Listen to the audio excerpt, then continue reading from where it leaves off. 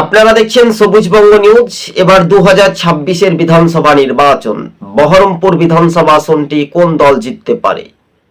কংগ্রেসের সঙ্গে তৃণমূলের লড়াই, না বিজেপি, না বামেরা?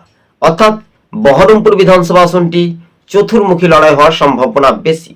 এখন থেকেই প্রস্তুতি শুরু করে দিয়েছে কংগ্রেস নেতৃত্ব। তারা কিন্তু দেওয়াল লেখনের কাজ শুরু করে দিয়েছে। এক কথায় বলাই যেতে পারে, অর্থাৎ তাদের হাত চিহ্নের যে প্রতীক এবং প্রার্থীর নাম বাদ দিয়ে তারা কিন্তু এখন থেকেই দেওয়াল লেখনের কাজ প্রস্তুতি শুরু করে দিয়েছে। এই আসনটিতে সম্ভাব্যত অধীর চৌধুরী অথবা মনোজ চক্রবর্তী সম্ভবত কংগ্রেসের প্রার্থী হতে পারেন বহরমপুর বিধানসভা আসন থেকে। যতটুকু আমাদের কাছে খবর আছে, তাহলে বহরমপুর বিধানসভা আসনটি বিজেপি জিতবে, জয় হবে? না, অবশ্যই কংগ্রেসের জয় হবে। এক মাঘে শীত যায় না, বসন্তর কাক।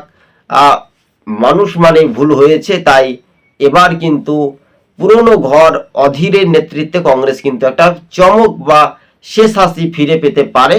কিন্তু রাজ্য রাজনীতিতে এই বহরমপুরে আর মানুষজন অধীর চৌধুরীকে চাইছে যে তৃণমূলে যে দুর্নীতির দাড়িপাল্লা ভার বেশি দুর্নীতিবাজদের, তাই দুর্নীতিবাজদের বিরুদ্ধেই বাংলার মানুষ বিসর্জন দেবে। শাসক দলের যে চুরি দুর্নীতি, সেই দুর্নীতির কিন্তু পদ্মা কিন্তু ফাঁস হচ্ছে।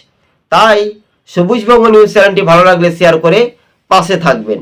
খুব শীঘ্রই কংগ্রেসের প্রার্থীর তালিকা প্রকাশিত হতে পারে মুর্শিদাবাদ সহ গোটা বাংলায়।